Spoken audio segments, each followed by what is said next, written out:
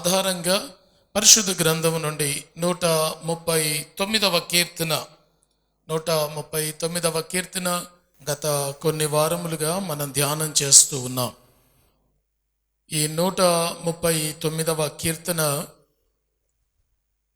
4 భాగాలుగా మనం విభజించుకున్నాం. అందులో మొదటి భాగం దేవుడు మనల్ని ఎలా పరిశీలిస్తూ ఉన్నాడు, మనల్ని ఎలా పరిశోధిస్తున్నాడు అనే విషయాన్ని మనం ధ్యానిస్తూ ఉన్నాం. ఈ మొదటి భాగంలో ఇప్పటికే 2 అంశాలు పూర్తిగాను, ఒక అంశం సగం ధ్యానం చేశాం. మొదటిది ఏమిటి? నేను కూర్చుండుట లేచుట నీకు బాగా తెలియను. రెండవది, నాకు తలంపు పుట్టక మునుపే దేవుడు మన తలంపును బాగా ఎరిగినవాడు. మూడవది, నా నడకను నా పడకను నీవు పరిశీలన చేయుచున్నావు. మన నడకను మన పడకను దేవుడు పరిశీలిస్తున్నాడు. ఇందులో మన నడకను గురించిన విషయాలు మనం ధ్యానం చేస్తున్నాం. మన నడకలు ఎలా ఉంటాయి, వాటిని దేవుడు ఎలా పరిశీలిస్తున్నాడు, మన నడకల్లో ఉన్న లక్షణాలు ఎలా ఉంటాయో అనే విషయాన్ని మనం ఇప్పటికే 3 సంగతులు ధ్యానం చేశాం. ఏమిటి? మొదటిది బిలాము నడత. ఎలాంటి నడత? విపరీతమైన నడత. విపరీతమైన నడత. రెండవ నడత అబియాము నడత, పాపపు నడత. అబియాము అనే రాజు పాపపు నడత నడిచినట్లుగా మనం చూచాం. మూడవదిగా సియోను కుమార్తెల నడక. ఏమి నడక? కులుకుతో నడక. మొదటి నడక విపరీతమైన నడక, రెండవ నడక పాపపు నడక, మూడవ నడక కులుకుతో నడక. ఈరోజు 4వ నడతను మనం ధ్యానం చేద్దాం. 4వ నడత ఏమిటి అంటే, ఇర్మియా గ్రంథం 52వ అధ్యాయము. మన నడతలో ఉండే 4వ నడత ఇర్మియా గ్రంథం 52వ అధ్యాయము 2వ వచనాన్ని మనం చూద్దాం. యెహోయాకీము నడిచిన చెడ్డ నడత ప్రకారముగా సిద్కియాము యెహోవా దృష్టికి చెడ్డ నడత నడిచెను. ఇక్కడ సిద్కియా నడత మనకు కనబడుతూ ఉంది. ఈ సిద్కియా అనే ఈ రాజు ఎలాంటి నడత నడిచాడు అంటే చెడ్డ నడత. ఇది చెడ్డ నడత. ఈ సిద్కియా అనే రాజు ఇశ్రాయేలీలను పరిపాలించే సమయంలో అతని నడత చెడ్డదిగా ఉన్నట్లుగా పరిశుద్ధాత్మ దేవుడు వ్రాయిస్తూ ఉన్నాడు. సిద్కియా అనే మాటకు అర్థం యెహోవా నీతి అనే మాట అర్థం. ఇతని పేరులో నీతి ఉంది కానీ ఇతని నడకలో నీతి మనకు కనబడదు. ఇతని పేరులో నీతి ఉంది కానీ ఇతని నడవడిలో నీతి కనబడదు. ఎందుకు అంటే చెడ్డ నడత నడవడానికి అలవాటు పడ్డాడు. చెడు నడత అనేది కొన్నిసార్లు మన జీవితంలో మనకిష్టమైనదిగా ఉంటుంది. యోబు భక్తుడు ఒక మంచి మాట చెప్పాడు. యోబు గ్రంథం 20వ అధ్యాయము, యోబు గ్రంథం 20వ అధ్యాయము 12వ వచనాన్ని మనం చూస్తే అక్కడ వ్రాయబడుతున్న మాట ఏమిటి అంటే, చెడుతనము వారి నోటికి తీయగా ఉంటుంది. కొంతమందికి అంత చెడు కార్యాలు, చెడు జీవితం, చెడులో బ్రతకడం అంటే వాళ్ళకి చాలా తీయగాను మధురంగాను ఉంటుంది అట. చెడులో జీవించడం, చెడు క్రియలు కలిగి ఉండడం, చెడు మాటలు కలిగి ఉండడం అది మనకంత క్షేమకరమైనది కాదు. మన జీవితాన్ని చెడుకు దూరంగా మనం ఉంచుకోవాలి. ఇశ్రాయేలు గురించి దేవుడు చెప్పిన మాట హోషేయ గ్రంథం 9వ అధ్యాయము 15వ వచనాన్ని మనం చూస్తే, హోషేయ గ్రంథం 9వ అధ్యాయము 15వ వచనంలో వ్రాయబడుతున్న మాట ఏమిటి అంటే, వారి చెడుతనమంతయు గిల్గాలులో కనబడుచున్నది. వారి చెడుతనమంతయు గిల్గాలులో కనబడుచు ఉన్నది. ఇశ్రాయేలీల చెడుతనము అట దేవుడికి గిల్గాలులో కనబడుతూ వచ్చింది అంట. గిల్గాలు అనే ఈ పట్టణం ఎరికో పట్టణానికి దగ్గరగా ఉన్న పట్టణం. గిల్గాలు అనే పట్టణం ఎరికో పట్టణానికి దగ్గరగా ఉన్న పట్టణం. ఎరికో అంటే అన్ని అవలక్షణాలు కలిగి ఉన్న పట్టణం. ఎరికో పట్టణంలో భయంకరమైన పాపం, శాపం ఉండే పట్టణం. ఎరికో పట్టణంలో భయంకరమైన వ్యభిచారం, భయంకరమైన జూదం, లేక భయంకరమైన అల్లరి ఉండే పట్టణం ఎరికో పట్టణం. అంటే ఎరికో పట్టణము దగ్గర ఉన్న ఈ గిల్గాలులో కూడా ఇలాంటి పరిస్థితులే ఉన్నాయి. గిల్గాలు అంటే పాపపు ఇష్టమైనది అనుకుందాం. వీరి పాపం, వీరి చెడుతనం ఎక్కడ కనబడుతుంది అంటే లోక సంబంధమైన పట్టణంలో కనబడుతుంది. ఈరోజు మనమందరం మంచిగా ఉన్నాము అంటే చెడు చేయడానికి అవకాశం లేదు గనక, అవకాశం దొరికితే చెడు చేయడానికి పుష్కలంగా అవకాశాలు ఉంటే అందరము చెడు చేస్తాం. కనుక చెడు నడత ఎక్కడ కనబడాలి అంటే నీవు లోకంలో ఉన్నప్పుడు, లేక ఎరికోలో ఉన్నప్పుడు, గిల్గాల్లో ఉన్నప్పుడు నిన్ను నీవు చెడుకు దూరంగా ప్రతిష్ఠించుకోవాలి. దేవునికి స్తోత్రం. ఇశ్రాయేలీలట గిల్గాలులోనికి వెళ్ళినప్పుడు వారి చెడు నడతను బాగా వారు చూపించగలిగారట. ఎందుకు అంటే ఆ గిల్గాలు పట్టణమే చెడుతో నింపబడి ఉన్న పట్టణం. కీర్తనకారుడు ఈ పట్టణాన్ని గురించి వ్రాస్తూ 55వ కీర్తన 9-10 వచనాలలో ఇలా రాస్తాడు. 55వ కీర్తన 9-10 వచనాలు. పట్టణములో బలాత్కార కలహములు జరుగుట నేను చూచుచున్నాను. పట్టణంలో బలాత్కారము కలహము జరుగుట నేను చూచుచూ ఉన్నాను. ప్రభువా, అట్టి పనులు చేయు వారిని నిర్మూలము చేయుము, వారి నాలుకలు ఛేదించుము. రాత్రింబగళ్ళు వారు పట్టణపు ప్రాకారముల మీద తిరుగుచున్నారు. పాపమును చెడుతనమును దానిలో జరుగుచున్నవి. రాత్రింబగళ్ళు ప్రాకారం దగ్గర తిరుగుతూ ఉన్నారట. ఎందుకు తిరుగుతున్నారు? పాపము చెడుతనము ఆ పట్టణంలో ఉంది. పాపం ఉన్న పట్టణంలో రాత్రింబగళ్ళు నిద్ర ఉండదో, జనాలు తిరుగుతూనే ఉంటారు. ఎందుకంటే శాపం, చెడుతనం ఉన్న పట్టణంలోనట రాత్రికి పగలుకు వ్యత్యాసం ఉండదట. ప్రజలు తిరుగుతూనే ఉంటారట. ఈ పట్టణాన్ని గురించి కూడా భక్తుడు అన్నాడు, ఈ పట్టణం పాపముతో చెడుతనముతో నింపబడి ఉన్నది గనుక దాని వీధుల్లో ప్రజలు అటు ఇటు తిరుగుతూనే ఉన్నారు. 15వ వచనం 2వ భాగాన్ని మనం చూస్తే, చెడుతనము వారి నివాసములలోను వారి అంతరంగమునందును ఉన్నది. అక్కడున్న ప్రజల మనసులు ఎలా ఉన్నాయంటే చెడుతనముతో ఇళ్ళు నింపబడ్డాయి. వాళ్ళ గృహాలు చెడుతనముతో నింపబడ్డాయి. వారి గృహాలేనా అంటే వారి అంతరంగం, అంటే వారి హృదయం, వారి అంతరంగం కూడా దేంతో నింపబడిందట? చెడుతనముతో నింపబడి ఉన్నది. వారి ఊరు చెడుతనంతో ఉంది, వారి ఇళ్ళు చెడుతనంతో ఉంది, వారి అంతరంగం కూడా చెడు. ఇంకా అంత చెడుతో నింపబడిన పట్టణము ఈ గిల్గాలు పట్టణం. ఈ గిల్గాలు పట్టణంలో ఎలాంటి వాళ్ళు ఉంటారు? ఈ చెడు ఎవరు ప్రేమిస్తారు అంటే భక్తిహీనులు ప్రేమిస్తారు. 36వ కీర్తన 1వ వచనంలో భక్తుడు చెప్పిన మాట. 36వ కీర్తన 1వ వచనం. భక్తిహీనుల హృదయములో అతిక్రమము దేవోక్తి వలె పలుకుచున్నది. భక్తిహీనుని హృదయంలో అతిక్రమము దేవోక్తి వలె పలుకుచు ఉన్నది. 4వ వచనం. వాడు మంచము మీదనే పాపపు యోచన యోచించును. వాడు కాని నడతలు నడుచువాడు. చెడుతనము వానికి అసహ్యము కాదు. చెడుతనం అంటే వాడికి ఇష్టం. చెడుతనంలో బ్రతకడం వాడికి ఇష్టం. చెడుతనమును కలిగి ఉండడం ఇష్టం. చెడుతనమును ప్రేమించడం వాడికి ఇష్టం. చెడుతనం వాడికి అసహ్యమైనది కాదు. చెడు నడతలోనే ఈరోజు మన జీవితాలు కొనసాగించబడతా ఉంటాయి. చాలా విషయాల్లో చెడు మనం చేస్తూ ఉన్నాం. చెడును మన గుండె లోతుల్లో దాచుకుంటూ ఉన్నాం. చెడును మన గృహాల్లో పెట్టుకుంటూ ఉన్నాం.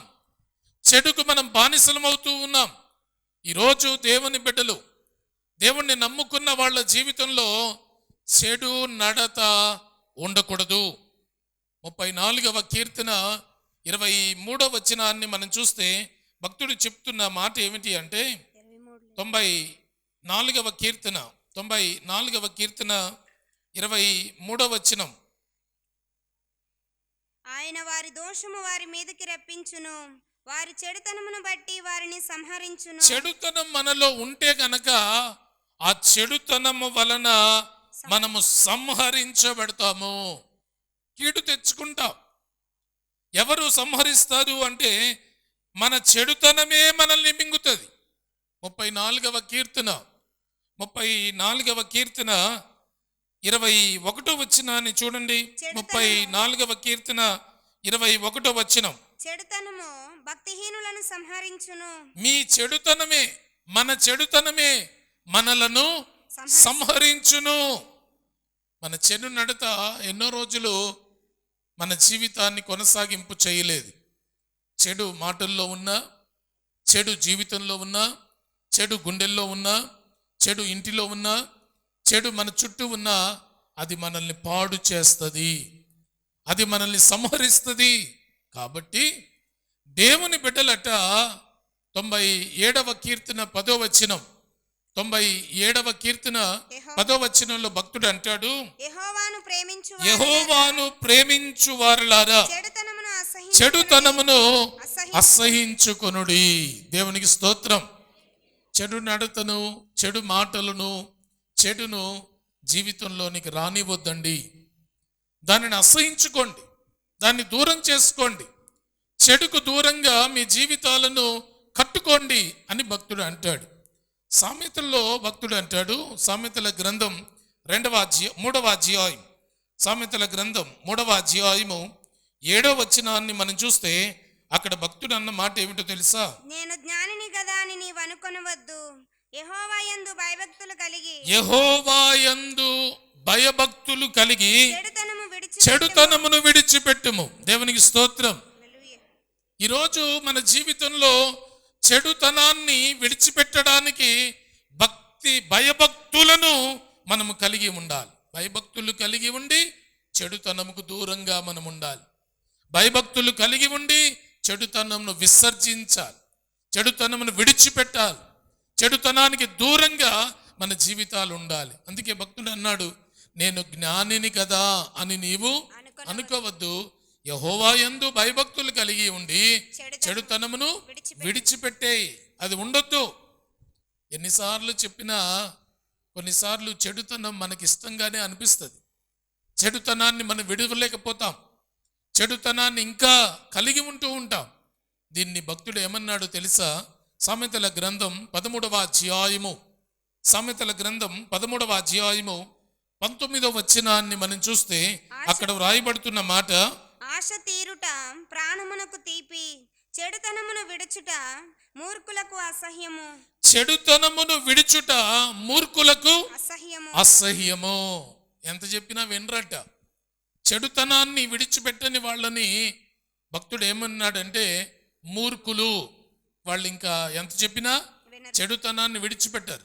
చెడుతనం విడిచిపెట్టుట వారికి ఇష్టం లేదు, వారికి అసహ్యము అని భక్తుడు తేల్చాడు. ఇలాంటి మూర్ఖుడే ఇక్కడున్న సిద్కియా. ఈ సిద్కియా కూడా ఇదే మూర్ఖత్వం ఉంది. అతడు ఈ చెడుతనము 7 విధాలుగా కనబడింది. హిజ్కియా చెడుతనము 7 కోణాల్లో మనకు కనబడుతుంది. ఈరోజు మనము ఇక్కడ కూర్చున్న మనమందరం దేవుని బిడ్డలమైన మనము, మన చెడుతనం కూడా 7 కోణాల్లో కనబడుతూ ఉన్నది. మన చెడుతనాన్ని మనం ఎక్కడ వెల్లడి చేస్తూ ఉన్నాం, ఏ విషయంలో బయట పెడుతూ ఉన్నాం, ఎక్కడ చెడు కనబడుతుంది అంటే హిజ్కియా జీవితాన్ని మనం పరిశోధిస్తే మన చెడు కూడా మనకు అర్థం అవుతుంది.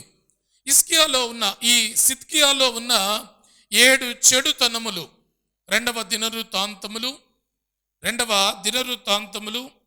36వ అధ్యాయము, 2వ దినవృత్తాంతములు 36వ అధ్యాయము 12 నుండి 14 వచనాలు మనం చదివితే ఈ సిద్కియాలో ఉన్న చెడుతనానికి లేక చెడ్డ నడతకు 7 కారణాలు మనకు పరిశుద్ధాత్ముడు చూపిస్తాడు. చూద్దాం. అతడు తన దేవుడైన యెహోవా దృష్టికి చెడు నడత నడుచుచు ఆయన నియమించిన ప్రవక్త అయిన యిర్మీయా మాట వినకయు. మొట్టమొదటి చెడు ఏమిటో తెలుసా? ప్రవక్త మాట వినకపోవుట. ఇతని చెడుతనంలో ఉన్న మొదటి లక్షణం ఏమిటి అంటే ప్రవక్త చెప్పిన మాట వినడం లేదట. ప్రవక్త చెప్పిన మాట అంటే ఎవరి మాట? దేవుని మాట. ప్రవక్త నోట ఎవరి మాట ఉంటది? దేవుని మాట ఉంటది. దేవుడు తన మాటను ప్రవక్తల ద్వారా, యాజకుల ద్వారా ఆయన వెల్లడి చేస్తూ ఉంటాడు. ఈ మూర్ఖుడైన ఈ సిద్కియా అట యిర్మీయా అనే ప్రవక్త చెప్పినా ఆ మాట వినేవాడు కాదట, వినలేదట. అదే చెడుతనం. ఈరోజు మన చెడుతనం ఏమిటి అంటే దేవుని మాటలు ఆలకించకపోవడంలోనే మన చెడుతనం దాగి ఉంది. నేను చాలా భక్తిగా ఉన్నాను, చాలా ఆసక్తిగా ఉన్నాను, నేను మంచిగా కానుకలు ఇస్తున్నాను, నేను బాగా పాడుతున్నాను, నేను బాగా చప్పట్లు కొడుతున్నాను, నేను బాగా ప్రార్థిస్తున్నాను అని మనం చాలా మనమే ఉప్పొంగిపోతూ ఉంటాం. కానీ దేవుడికి ఇష్టమైంది ఏమిటో తెలుసా? ఆయన మాట నీవు నేను వినుట. దేవునికి స్తోత్రం. ఒకానొక దినం సౌలుతో సమూయేలు చెప్పిన మాట, మొదటి సమూయేలు గ్రంథం 15వ అధ్యాయము 22వ వచనం మనం చూస్తే, మొదటి సమూయేలు గ్రంథం 15వ అధ్యాయము 22వ వచనం. అందుకు సమూయేలు తాను సెలవిచ్చిన ఆజ్ఞను ఒకడు గైకొనుట వలన యెహోవా సంతోషించినట్లు ఒకడు దహన బలులను అర్పించుట వలన ఆయన సంతోషించున ఆలోచించుము. బలులు అర్పించుట కంటే ఆజ్ఞలు గైకొనుట మేలు. దేవునికి స్తోత్రం. నువ్వు ఇచ్చేదానికంటే నేను చెప్పింది వినడం మేలు అన్నాడు దేవుడు. దేవుడు చెప్పిన మాట వినడం మేలు. దేవుడు తన ప్రవక్తను నీకు దగ్గరికి పంపి ఆ దేవుని మాట ఒక దైవజనుడు మోసుకుని వచ్చి ఆయన ముందు పెడుతూ ఉంటేనట అతడు ఆ మాటను వినలేదట, అలక్ష్యం చేశాడట. ఇశ్రాయేలు ప్రజలు కూడా అలాగే అలక్ష్యం చేశారు. దేవుని మాట వినడానికి వారికి ఏమాత్రం ఇష్టం అనిపించలేదు. దేవుని మాట వినడానికి వారు ఏమాత్రం సిద్ధంగా లేరట. ప్రభువు చెప్పిన మాట ఏమిటంటే యిర్మీయా గ్రంథం 35వ అధ్యాయము 15వ వచనాన్ని మనం చూస్తే అక్కడ వారి గురించి దేవుడు చెప్తున్న మాట, మరియు పెందలకడ లేచి ప్రవక్తలైన నా సేవకులనందరినీ మీ యొద్దకు పంపుచు ప్రతి వాడును తన దుర్మార్గతను విడిచి మీ క్రియలను చక్కపరుచుకొనిన ఎడలను అన్య దేవతలను అనుసరింపకయు వాటిని పూజింపకయు నుండిన ఎడలను నేను మీకును మీ పితరులకును ఇచ్చిన దేశములో మీరు నివసింతురని నేను ప్రకటించి తిని గాని మీరు చెవియొగ్గక నా మాట వినకపోతిరి. ప్రకటించి తిని గాని మీరు చెవియొగ్గక నా మాట వినకపోతిరి. ఇదిగో మీకు ప్రమాదం ఉంది, ఇదిగో మీరు ఇలా ఉంటే మంచిది, మీరు ఇలా జీవిస్తే మంచిది, మీ జీవితాలను ఇలా కట్టుకుంటే మంచిది, మిమ్మల్ని మీరు ఈ విధంగా సవరించుకుంటే మంచిది అని నేను చెప్పాను, కానీ మీరు మాత్రం వినలేదు. దేవుడు చెప్తూనే ఉంటాడు, మనం వినకుండానే ఉంటాం. దేవుడు చెప్పిన మాట లేక దేవుడు తన దాసుడి ద్వారా మన దరికి చేర్చిన మాట మనం ఆలకించకపోతే మనకు ప్రమాదము. ఎలాంటి ప్రమాదమో తెలుసా? ఆమోసు గ్రంథం 8వ అధ్యాయము, ఆమోసు గ్రంథం 8వ అధ్యాయము 11వ వచనాన్ని మనం చూస్తే, ఎవరైతే దేవుని మాట వినరో వారికి ఏమొస్తుందో చూడండి. రాబోవు దినములందు దేశములో నేను క్షామము పుట్టింతును, అది అన్నపానములు లేకపోవుట చేత కలుగు క్షామము కాక యెహోవా మాటను వినకపోవుట వలన కలుగు క్షామముగా ఉండును. ఇదే యెహోవా వాక్కు. క్షామము పుట్టిస్తాను. క్షామము అంటే కరువు. క్షామము అంటే కరువు. నేను జనులలో కరువు పుట్టిస్తాను. ఎందుకు కరువు పుట్టిస్తాను అంటే ఈ కరువు తిండి లేకపోవటం వల్ల కాదు, దేవుని మాట వినకపోవటం వలన వచ్చే కరువు. దేవుని మాట వినలేదు గనక నీకు కరువు, నీకు దరిద్రత, నీ జీవితంలో జబ్బులు, నీ జీవితంలో శోధనలు దేవుడు అనుమతించేస్తాడు. ఎందుకు అంటే నా మాట వినలేదు. నేను నా దాసుడి ద్వారా మీతో మాట్లాడుతూ వచ్చి తిని గాని మీరు నా మాట వినలేదు గనక మీకు క్షామము పుట్టిస్తాను. ఈరోజు మన జీవితంలో ఒకవేళ చెడు నడతలు మనం కూడా ఉన్నామేమో. ఆ చెడు నడతలో ఉన్నాము అని చెప్పడానికి కారణం ఏంటంటే దేవుని మాట వినడం లేదేమో.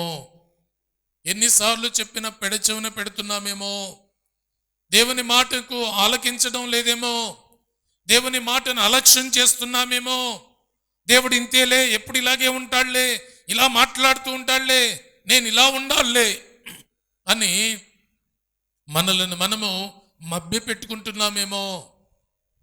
ఎప్పుడైతే దేవుని మాట మనం వినమో మన జీవితంలో దేవుడు కరువు పంపిస్తాడు, క్షామం పంపిస్తాడు, ఇబ్బందులు పుట్టిస్తాడు, మన జీవితంలో కష్టాల్ని దేవుడు పెడతాడు. అందుకేనట దేవుని మాట వినుట శ్రేష్టము. ఇర్మియా గ్రంథాన్ని మనం చూస్తే భక్తుడు అంటాడు 7వ అధ్యాయము, ఇర్మియా గ్రంథం 7వ అధ్యాయము 27, 28 వచనాలు. ఇర్మియా గ్రంథం 7వ అధ్యాయము 27, 28 వచనాలు. నీవు ఈ మాటలన్నీ వారితో చెప్పినను వారు నీ మాటలు అంగీకరింపరు. నీవు వారిని పిలిచినను వారు నీకు ఉత్తరమియ్యరు. గనుక నీవు వారితో ఇలాగు చెప్పుము, వీరు తమ దేవుడైన యెహోవా మాట వినని వారు, శిక్షకు లోబడనల్లని వారు. కాబట్టి నమ్మకము వారిలో నుండి తొలగిపోయి ఉన్నది, అది వారి నోట నుండకుండా కొట్టివేయబడి ఉన్నది.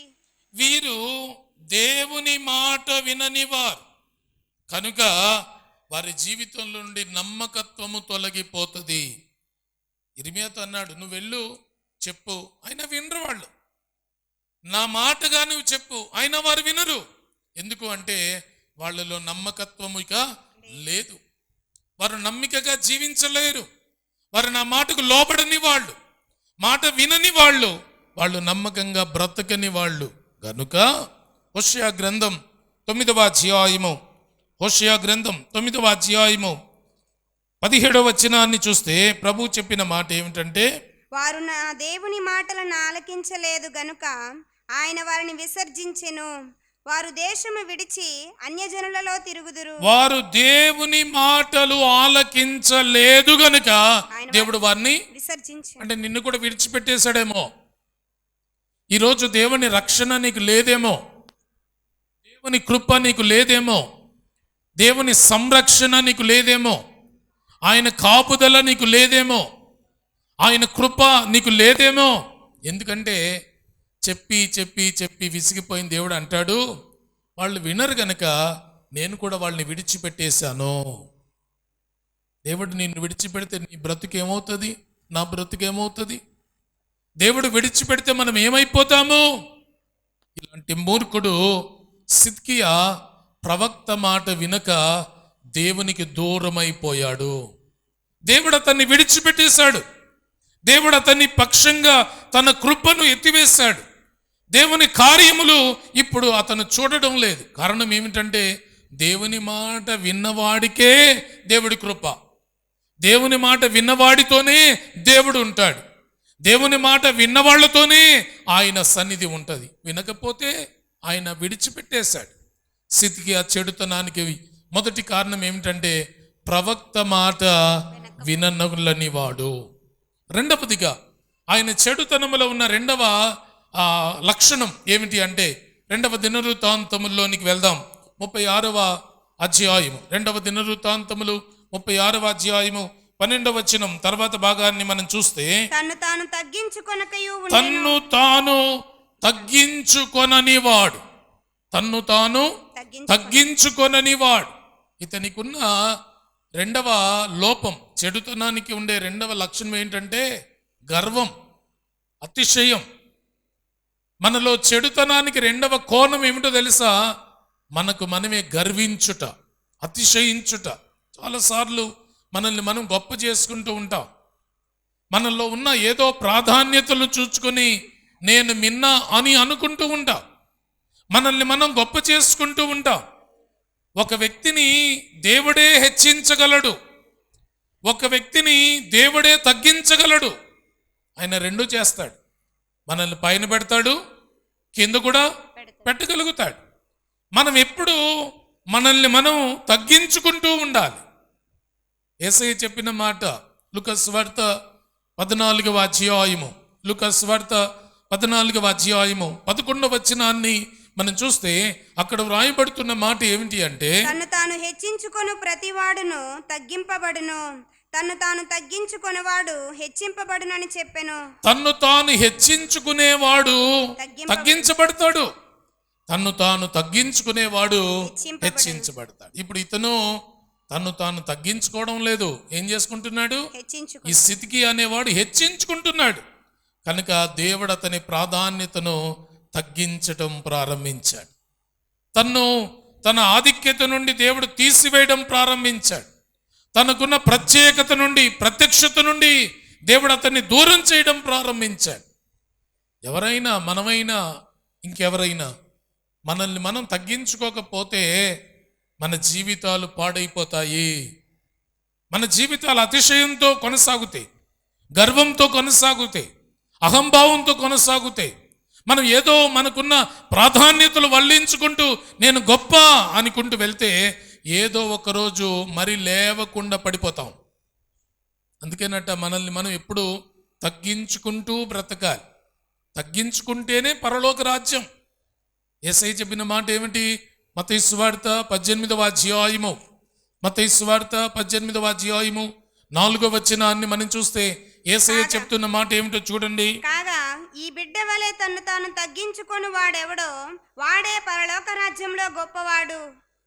ఈ బిడ్డ వలె ఎవడు తన్ను తాను తగ్గించుకొనునో వాడే పరలోక రాజ్యంలో గొప్పవాడుగా ఉంటాడు. దేవునికి స్తోత్రం. పరలోకంలో గొప్పగా ఉండాలని ఎంతమంది అనుకుంటున్నారు? అప్పుడు ఇక్కడ ఏం చేయాలి? మనల్ని మనం ఖాళీ చేసుకోవాలి, మనల్ని మనం తగ్గించుకోవాలి, మన ప్రాధాన్యతలన్నీ ప్రక్కన పెట్టాలి. నేను ఎందుకు పనికిరాని వ్యక్తిని? దేవుని ముందు మనం దేనిలో గొప్పోళ్ళం? దేవుని ముందు అతిశయించడం అది ఎంత ఏమాత్రము సమంజసనీయం? దేవుని ముందు అతిశయిస్తామా? దేవుని ముందు మనల్ని మనం గొప్ప చేసుకోగలుగుతామా? ఉన్నతుడైన దేవుని సముఖంలో మనల్ని మనం ఏం చేసుకోవాలి? తగ్గించుకోవాలి.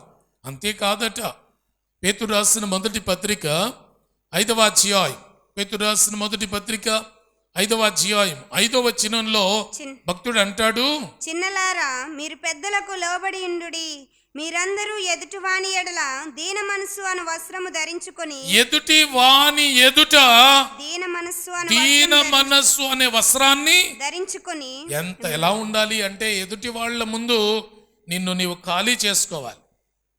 ఎదుటి వాళ్ళ ముందు నిన్ను నీవు ఖాళీ చేసుకొని బ్రతకాలి.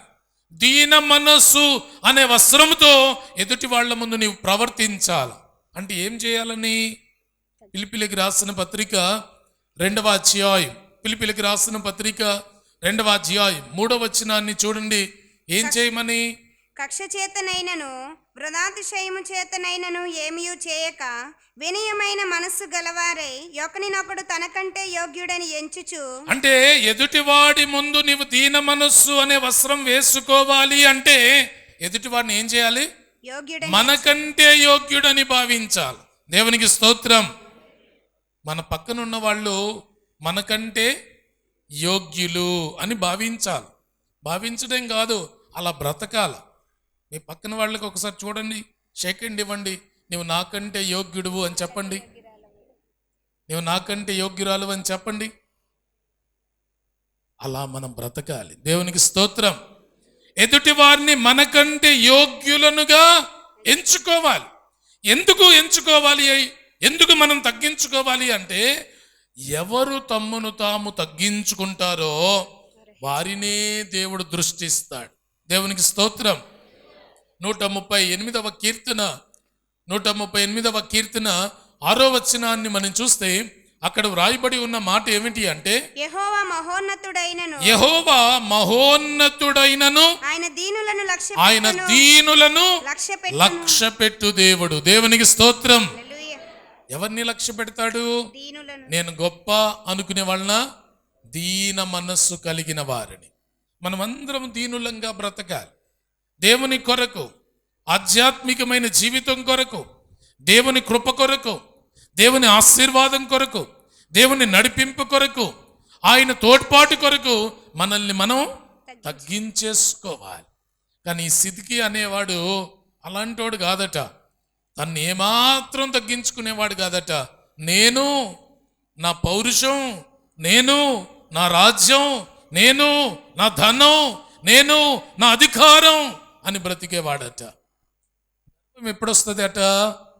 సామెతల్లో భక్తుడు అంటాడు, సామెతల గ్రంథం 16వ అధ్యాయము 18వ వచనాన్ని మనం చూస్తే, సామెతల గ్రంథం 16వ అధ్యాయము 18వ వచనం, నాశనమునకు ముందు నాశనానికి ముందు గర్వము నడుచును. గర్వం వచ్చిందంటే నువ్వు నాశనం అయిపోతున్నావు అని అర్థం. ఈ సిద్కియా కూడా అలాగే అయిపోయాడు. తను తాను తగ్గించుకోకపోవడం వల్ల దేవుడు తనను నాశనానికి అప్పగించాడు. ఈరోజు గర్వించి నాశనం అయిపోదామా, తగ్గించుకొని జీవిద్దామా? ఏం చేద్దాం? తగ్గించుకొని కలకాలం జీవిద్దాం. దేవునికి స్తోత్రం. ఈ సిద్కియాలో ఉన్న చెడుతనం ఏమిటంటే గర్వం, అతిశయం. మొదటిదేమో మాట వినని తత్వం, దేవుడి మాట విండు, దైవజనుడి మాట వినడు. రెండవది ఏమిటంటే తన్ను తాను హెచ్చించుకునే మనసు కలిగినవాడు. మనకు ప్రాధాన్యతలున్న హెచ్చించుకుంటే అది చెడు ఉంటుంది. అది చెడుతనం. గర్వాన్ని చెడుతనంతో పోలుస్తూ ఉంటాం. గర్వాన్ని చెడుతనానికి దగ్గరగా ఆ సంబంధం ఉంటుంది. దావీదు ఒకరోజు ఎలా అనే లోయలోకి వెళ్ళాడు. ఎలా అనే లోయలోకి వెళ్ళిన తర్వాత వాళ్ళ పెద్దన్నయ్య చూచి దావీదుని అన్నాడు. మొదటి సమూయేలు గ్రంథం 17వ అధ్యాయం, మొదటి సమూయేలు గ్రంథం 17వ అధ్యాయములో తన పెద్దన్న చూచి ఆయనని ఏమంటాడంటే 28వ వచనం, అరణ్యమందు జనులు అలసిన వారే. మొదటి సమూయేలు గ్రంథం 17వ అధ్యాయము 28వ వచనం. అతడు వారితో మాట్లాడుచున్నది. అతని పెద్ద అన్నయ్యకు ఏలియాబునకు వినబడగా ఏలియాబునకు దావీదు మీద కోపము వచ్చి అతనితో, నీవిక్కడికి ఎందుకు వచ్చితివి? అరణ్యంలోని ఆ చిన్న గొర్రె మందను ఎవరి వశము చేసితివి? నీ గర్వమును, నీ హృదయపు చెడుతనమును నేను ఎరుగుదును. ఏమంటాడు? నీ గర్వము, నీ హృదయపు చెడుతనం. అంటే గర్వానికి వెంటనే ఉండేది ఏమిటో తెలుసా?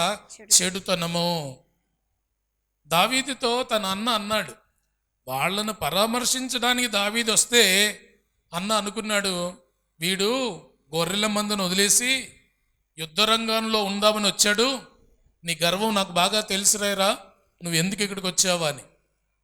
ఏమంటాడు? నీ గర్వమును, నీ హృదయంలో ఉన్న చెడుతనం. అంటే గర్వించేవాడి హృదయంలో ఏముంటది? చెడుతనం.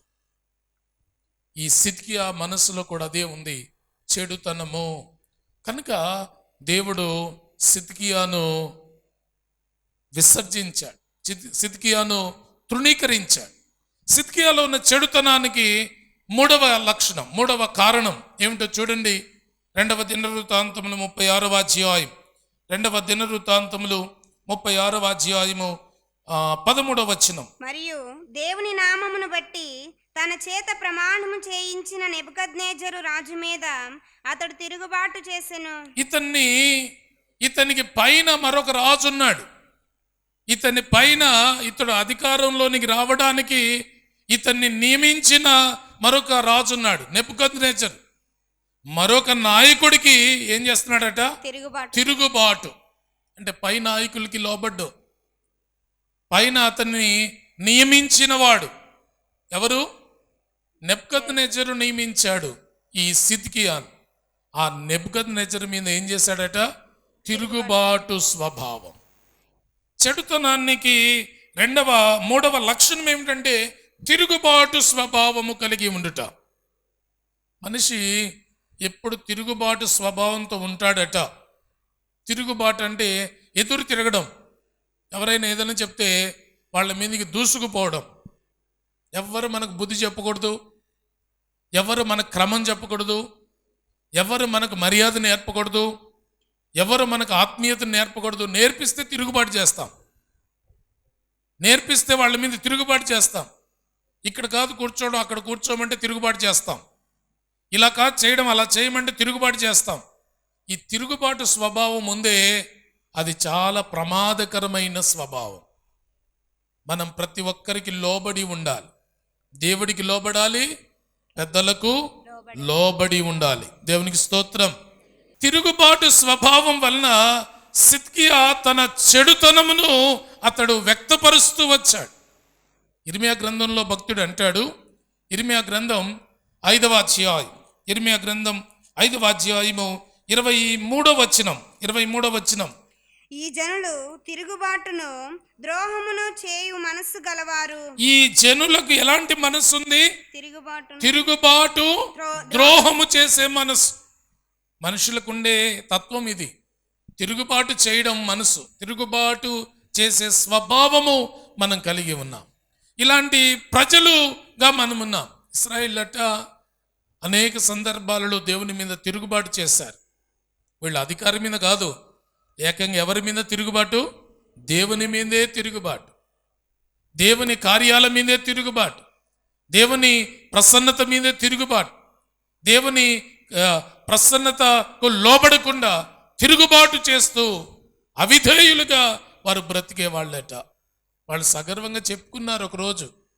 యెషయా గ్రంథం 59వ అధ్యాయము, యెషయా గ్రంథం 59వ అధ్యాయము 12వ వచనాన్ని మనం చూస్తే అక్కడ వారు చెప్తూ ఉన్న మాట ఏమిటి అంటే, మేము చేసిన తిరుగుబాటు క్రియలు నీ ఎదుట విస్తరించి ఉన్నవి, మా పాపములు మా మీద సాక్ష్యము పలుకుచున్నవి, మా తిరుగుబాటు క్రియలు మాకు కనబడుచున్నవి, మా దోషములు మాకు తెలిసే ఉన్నవి. మేము చేసిన తిరుగుబాటు క్రియలు మీ ఎదుట విస్తరించి ఉన్నవి. వాళ్ళు విస్తరించిన తిరుగుబాటు చేశారట. దేవుడు వాళ్ళ పట్ల ఒక ఉద్దేశం కలిగి ఉంటే, దేవుడు ఒక తలంపు వారి పట్ల కలిగి ఉంటే, వారు ఆ తలంపుకు భిన్నంగా నడవడం నేర్చుకున్నారు. అవిధేయత, తిరుగుబాటు. దేవుడు ఇలా చేయండి, ఇలా బ్రతకండి, ఇలా ఉండండి, ఇలా సాగండి, ఇలా ఆత్మీయతను కట్టుకోనండి, ఇలా ప్రార్థించండి, ఇలా భక్తి చేయండి అని చెప్తే వాటికి భిన్నంగా నడవడం నేర్చుకున్నారట. వాటికి భిన్నంగా వారి జీవితాలు కొనసాగించుకోవడం ప్రారంభించారు. తిరుగుబాటు. ఇశ్రాయేల్ని 40 సంవత్సరాలు ఆ అరణ్యంలో దేవుడు నడిపించి వారిని కానానుకు తీసుకుని వచ్చి, ఇక్కడ సుఖంగా ఉండండి, ఇక్కడ సౌఖ్యంగా ఉండండి, ఇక్కడ ఆనందంగా ఉండండి, ఇక్కడ నిశ్చింతగా ఉండండి అంటే వాళ్ళు ఏం చేస్తారట? నెహెమ్యా గ్రంథం 9వ అధ్యాయము, నెహెమ్యా గ్రంథం 9వ అధ్యాయము 26వ వచనం. నెహెమ్యా గ్రంథం 9వ అధ్యాయము 26వ వచనం. అయినను వారు అవిధేయులై నీ మీద తిరుగుబాటు చేసి, నీ ధర్మశాస్త్రమును లక్ష్యపెట్టక త్రోసివేసి, నీ తట్టు తిరగవలనని తమకు ప్రకటన చేసిన నీ ప్రవక్తలను చంపి నీకు బహుగా విసుగు పుట్టించిరి. ఏం చేశారట? ఎంతవరకు తిరుగుబాటట? ఏకంగా ప్రవక్తలను చంపే అంత, దేవుని వాక్యాన్ని త్రోసివేసి, దేవుని మీద తిరుగుబాటు చేసి, దేవుని ప్రత్యక్షతకు లోబడకుండా వారు అవిధేయులుగా బ్రతకడం నేర్చుకున్నారు. దేవుడు మనకు సుఖశాంతులు ఇచ్చిన తర్వాత, సౌఖ్యం ఇచ్చిన తర్వాత, ఆస్తులు ఇచ్చిన తర్వాత, హోదా ఇచ్చిన తర్వాత, ఒక స్థాయినికి ఇచ్చి ఇక నేను చెప్పినట్లు చెయ్యి అంటే అన్నీ పొందిన తర్వాత తిరుగుబాటు చేస్తాం. దీనులంగా ప్రారంభిస్తాం భక్తిని, అన్నీ రాబట్టుకుంటాం దేవుని దగ్గర నుంచి దీవెనలు అన్నీ వచ్చిన తర్వాత తిరుగుబాటు చేస్తాం, ప్లేట్ ఫిరాయిస్తాం, దేవుణ్ణి విడిచిపెడతాం, దేవుని వాక్యానికి అవిధేయత చూపుతాం, దేవుని ప్రత్యక్షతకు విరుద్ధంగా భిన్నంగా మన జీవితాన్ని కొనసాగించుకోవడానికి ఇష్టపడతాం. తిరుగుబాటు స్వభావం వలన దేవునికి కోపాన్ని మనం రేపుతూ ఉన్నాం, దేవునికి దుఃఖాన్ని మనం కలిగిస్తూ ఉంటాం. ఇశ్రాయేలీలట అన్నీ బాగున్నాయి, అంతా బాగుంది, బాగుండండి అంటే వాళ్ళ మనసు అలాంటిది కాదు. దేవుడు వాళ్ళని బాగా గమనించాడు. యేస్కేలును వాళ్ళ దగ్గరికి పంపిస్తూ యేస్కేలుతో దేవుడు చెప్పిన మాట ఏమిటో తెలుసా? యేస్కేలు గ్రంథం 2వ అధ్యాయము 3వ వచనంలో, నిన్ను ప్రజల దగ్గరికి పంపిస్తున్నాను, వాళ్ళు ఎలాంటి వాళ్ళంటే, ఆయన నాతో ఇట్లా నేను నరపుత్రుడా, నా మీద తిరుగుబాటు చేసిన జనుల యొద్దకు, ఇశ్రాయేలీల యొద్దకు నిన్ను పంపుచున్నాను. వారును వారి పితరులను నేటి వరకును నా మీద తిరుగుబాటు చేసిన వారు. నేను నిన్ను ఎక్కడికి పంపిస్తున్నానంటే తిరుగుబాటు స్వభావము కలిగిన ప్రజల యొద్దకు పంపుతూ ఉన్నాను. వాళ్ళు ఇప్పుడు ఎప్పుడు వాళ్ళ పితరుల కాలం నుండి వారికి ఉన్న బుద్ధి ఏమిటి? తిరుగుబాటు చేయుట. ఈరోజు మనం దేవుని మాటకు తిరుగుబాటు చేస్తున్నామా? చెప్పింది చెప్పినట్లుగా చేస్తున్నామా? చెప్పింది చెప్పినట్లుగా చేస్తున్నామా? లేక దేవునికే చెప్పేస్తున్నామా? కొన్నిసార్లు భక్తి ఎక్కువైపోయి దేవునికే సలహాలు ఇస్తాం. ప్రభా, ఇలా అనుకుంటున్నావేమో, నీకు తెలీదు, నాకు బాగా తెలుసు, ఇలా చేయొద్దు, ఇలా చేస్తే బాగుంటుంది. ఇదే తిరుగుబాటు. మనం చాలాసార్లు దేవుడు మనకు కొంచెం చనువిస్తే, దేవుడు మనకు కొంచెం కృపనిస్తే, దేవుడు మనల్ని ఆశీర్వదిస్తే మనమే దేవుడికి సలహా ఇచ్చేవాళ్ళంగా ఉంటాం. ఈ వంశం అట తిరుగుబాటు చేయు వంశం. అందుకే యేస్కేలుతో అన్నాడు, నువ్వు వెళ్ళు, వాళ్ళకి చెప్పేది చెప్పు, కానీ వాళ్ళ స్వభావం ఎలాంటిది అంటే వాళ్ళు వాళ్ళ పితరులు అందరూ ఎప్పుడు తిరుగుబాటు చేయువారు. మనం ఎప్పుడు దేవుని మాటకు తిరుగుబాటు చేస్తూ మనం దేవుని మాటను ఎదురాడుతూ వస్తాం అనుకోండి, దాని ప్రతిఫలం ఏంటో తెలుసా? యెషయా గ్రంథం 1వ అధ్యాయం, యెషయా గ్రంథం 1వ అధ్యాయము 5-6 వచనాలు. ఇశ్రాయేలు జీవితంలో వారి తిరుగుబాటు వలన వారు సంపాదించుకున్న లాభం ఏమిటంటే, నిత్యము తిరుగుబాటు చేయొచ్చు మీరేలా ఇంకను కొట్టబడుదురు. ప్రతివాడు నడినెత్తిని వ్యాధి కలిగి ఉన్నాడు, ప్రతివాని గుండె బలహీనమయ్యెను. అరకాలు మొదలుకొని తల వరకు స్వస్థత కొంచెమైనను లేదు. ఎక్కడ చూచినను గాయములు, దెబ్బలు, పచ్చిపుండ్లు. ఇవన్నీ ఎందుకు వచ్చాయి? తిరుగుబాటుతనం. ఎందుకంట? తిరుగుబాటు.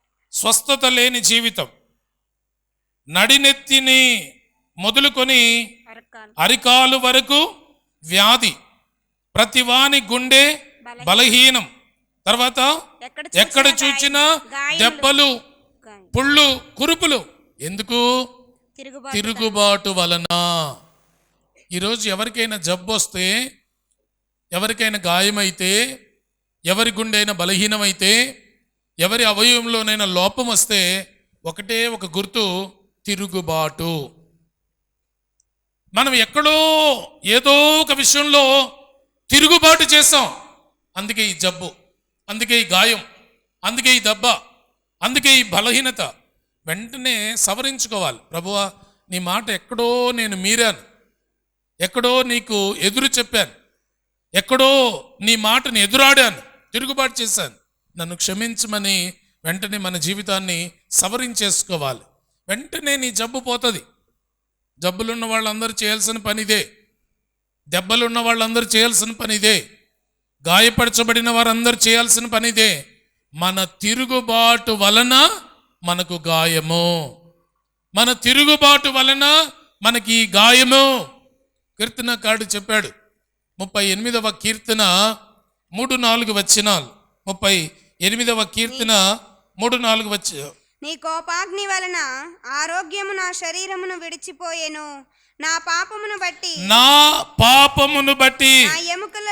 నా ఎముకలలో స్వస్థత లేదు. నా దోషములు నా తల మీదుగా పొర్లి పారుచున్నవి. నేను మోయలేని బరువు వలె అవి నా మీద మోపబడి ఉన్నాయి. నా మూర్ఖత వలన కలిగిన నా గాయములు. దేనివల్ల?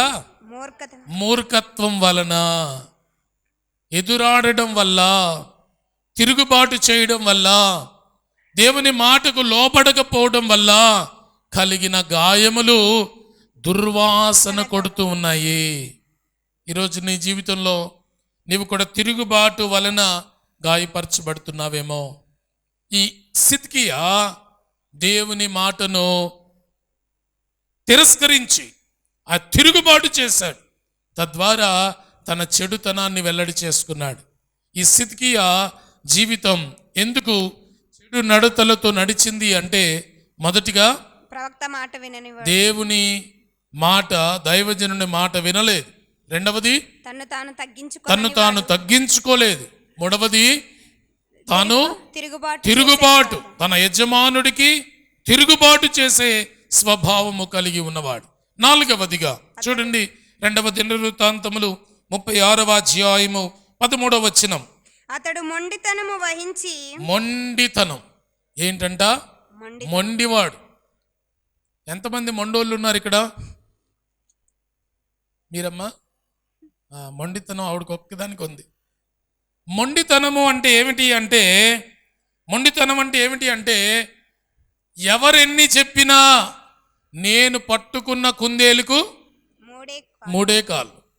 ఇది మొండితనం. ఎవరెన్ని చెప్పినా వినం. అలా కాదురా బాబు, ఇది కాదు అది అన్నా వినం. నేను పట్టుకున్న కుందేలుకు మూడే కాళ్ళు. ఇది మొండితనం. ఈ మొండితనం ఎలాంటిది అంటే, ఎవరిని మెప్పించలేనిది, లేక ఎవరి మాటను అంగీకరించలేనిది, అందరికి భిన్నంగా నడిచేది. దేవునికి స్తోత్రం. ఈ మొండితనం ఎలాంటిది అంటే, దేవునిని మెప్పించలేం, తోటి వాళ్ళని మెప్పించలేం. ఎవ్వరి మాటను అంగీకరించకుండా, పట్టించుకోకుండా, మనం పట్టిందే నిజం, నేను చెప్పిందే వేదం, నాకు తెలిసిందే నిజం, నేను అనుకుందే సత్యం అనుకునేది మొండితనం. ఈ స్థితికి కూడా అదే ఉంది. ఇక ఏది దేవుని మాట కానీ, దేవుని ప్రత్యక్షత కానీ, దేవుని చిత్తం కానీ, లేక దైవజనుడి మాటలు కానీ ఇవేమీ పట్టించుకోకుండా ఏమైపోయాడట? మొండితనము. భక్తుడు అంటాడు, ఇర్మియా గ్రంథం 17వ అధ్యాయం, ఇర్మియా గ్రంథం 17వ అధ్యాయము 23వ వచనాన్ని మనం చూస్తే, ఇర్మియా గ్రంథం 17వ అధ్యాయము 23వ వచనం. అయితే వారు వినకపోయిరి, చెవిని పెట్టకపోయిరి, వినకుండను బోధనొందకుండను మొండికి తిరిగిరి. వినకుండను బోధనొందకుండను మొండికి తిరగడం అంటే, వినరు, ప్రసంగాలు వినరు, బోధలు వినరు, ఇంకా దేవుడు ఇది కాదమ్మా అది అన్నా కూడా వినరు, మొండికి వెళ్ళడం. మొండితనం అంటే దేవుడి మాట వినరు, దేవుని వాక్యం వినరు, తోటి వాళ్ళు చెప్పినా వినరు, సమాజం చెప్పినా వినరు, ఎవరు చెప్పినా వినని తనమే మొండితనం. ఇశ్రాయేలట ఒకానొక సందర్భంలో పూర్తిగా మొండికి, ఇంకా మొండి అంటే దేవుడు వాళ్ళని సేవ్ చేద్దామనుకున్నా, దేవుడు వాడిని కాపాడదామనుకున్నా, దేవుడు వాడిని భద్రపరుస్తామనుకున్నా, లూకాలో ప్రభు చెప్పిన మాట, లూకా సువార్త 13వ అధ్యాయము 34వ వచనం. లూకా సువార్త 13వ అధ్యాయము 34వ వచనంలో రాయబడుతుంది, యెరూషలేమా యెరూషలేమా, ప్రవక్తలను చంపుచు నీ యొద్దకు పంపబడిన వారిని రాళ్లతో కొట్టుచు ఉండుదానా, కోడి తన పిల్లలను తన రెక్కల క్రింద ఎలాగూ చేర్చుకొనునో అలాగే ఎన్నో మారులు నేను నీ పిల్లలను చేర్చుకొనవలనని యుంటిని గాని మీరొల్లకపోతిరి. నేను మిమ్మల్ని రక్షిద్దామని అనుకున్నాను. కోడి తన పిల్లల్ని ఎలా కాపాడుకుంటుందో, నేను మిమ్మల్ని కాపాడుకుందామని, నా రెక్కల కింద నిన్ను భద్రపరుద్దామని, నా రెక్కల కింద నేను దాద్దామనుకున్నాను. కానీ మీరు మొండికెత్తిన మనుషులు, వినరు. రండి నా రెక్కల చాటున ఉండండి ఉండరు, రండి సురక్షితంగా ఉండండి ఉండరు. మీరు వినలేదు. మొండితనం అంటే చాలా ప్రమాదకరం. దేవునికి అన్నీ నచ్చుతాయి కానీ మొండితనం నచ్చదు. మొండితనం ఉన్న వాళ్ళకి దేవుడిచ్చిన శిక్ష ఏమిటో తెలుసా? ద్వితీయోపదేశ కాండము 21వ అధ్యాయము, ద్వితీయోపదేశ కాండము 21వ అధ్యాయము 17 నుండి 18 నుండి 21 వరకు మనం చదివితే, ద్వితీయోపదేశ కాండము 21వ అధ్యాయము 18 నుండి 21. ఒకని కుమారుడు మొండివాడై తిరుగబడి తండ్రి మాట గాని తల్లి మాట గాని వెనకయుండి వారు అతని శిక్షించిన తరువాతయును అతడు వారికి విధేయుడు కాకపోయిన ఎడల అతని తల్లిదండ్రులు అతని పట్టుకొని ఊరి గవిని యొద్ద కూర్చుండు పెద్దల యొద్దకు అతని తీసుకొని వచ్చి, మా కుమారుడైన వీడు మొండివాడై తిరుగుబడి ఉన్నాడు, మా మాట వినక తిండిబోతును త్రాగుబోతును ఆయనని ఊరి పెద్దలతో చెప్పవలెను. అప్పుడు ఊరి ప్రజలందరూ రాళ్లతో అతని చావగొట్టవలెను. అట్లు ఆ చెడుతనమును నీ మధ్య నుండి పరిహరించుదువు. ఏంటంట మొండితనం? రాళ్లతో కొట్టి. మొండితనం ఏంటంటే 21వ వచనంలో చెడుతనము. ఈ మొండితనం అనేది ఏమిటి?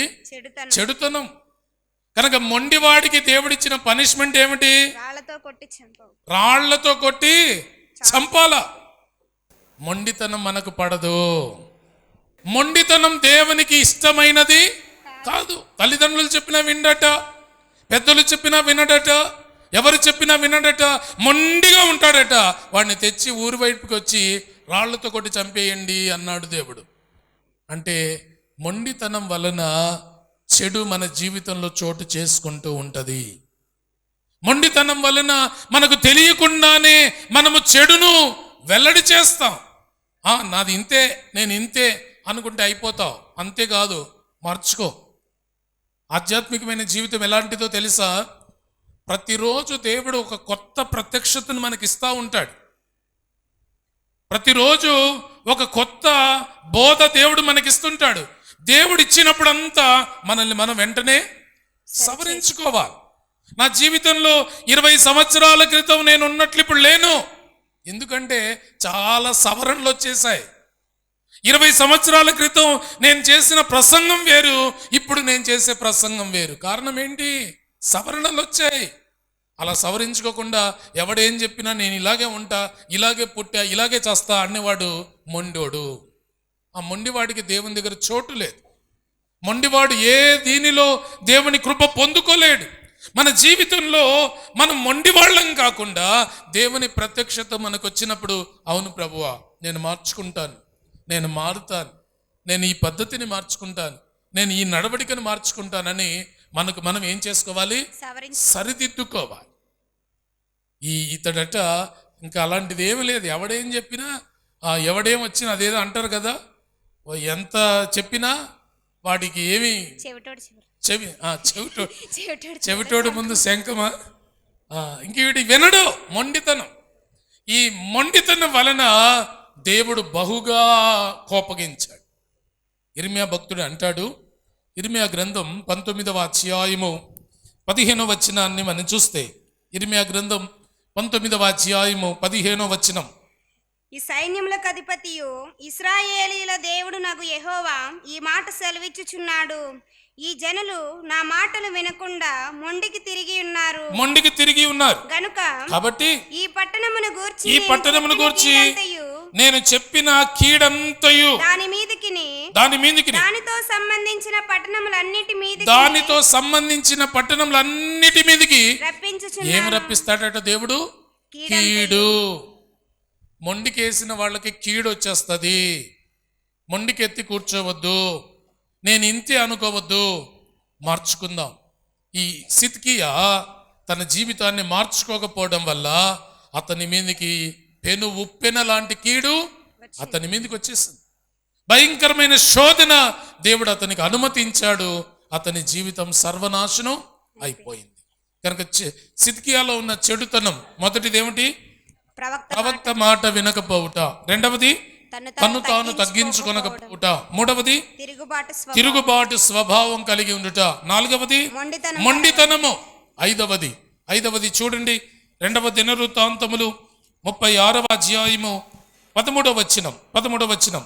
ఇశ్రాయేలీల దేవుడైన యెహోవా వైపు తిరగక తన మనస్సును కఠినపరుచుకొనెను. దేవుని వైపు తిరగకుండా తన మనసును కఠినపరుచుకున్నాడు. దేవుని వైపు తిరగడం లేదట. ఇంకా మరి ఏం వైపు చూస్తున్నాడు? లోకాన్ని చూస్తున్నాడేమో, పాపాన్ని చూస్తున్నాడేమో. తన దృష్టిని దేవుని వైపు మళ్లించడం లేదు. కొన్నిసార్లు మన జీవితంలో చెడుతనం ఎక్కడ ఉంటుందంటే, ఎప్పుడు పక్కనోళ్ళని చూడడం, ఎదుటోళ్ళని చూడడం, పక్కింటోళ్ళని చూడడం, వాళ్ళని చూడడం, వీళ్ళని చూడడం. వాళ్ళని వీళ్ళని చూసినంతకాలం నీ జీవితంలో చెడుతనమే కనబడతా ఉంటుంది. మన దృష్టి ఎవరి మీద ఉండాలి? దేవుని వైపు. దేవుని మీద. దేవునికి స్తోత్రం. నీ పక్కన ఎంత ఘోర పాపి ఉన్నా నీ వాళ్ళని చూడక్కర్లా. ఎవరిని చూడాలి? దేవుణ్ణి చూడాలి. దేవునికి స్తోత్రం. ఆయన వైపు చూస్తేనే మన జీవితం కొనసాగింపు. హెబ్రీయులకు రాస్తూ అపోస్తలుడైన పౌలు 12వ అధ్యాయము 2వ వచనంలో చెప్పిన మాట ఏమిటి?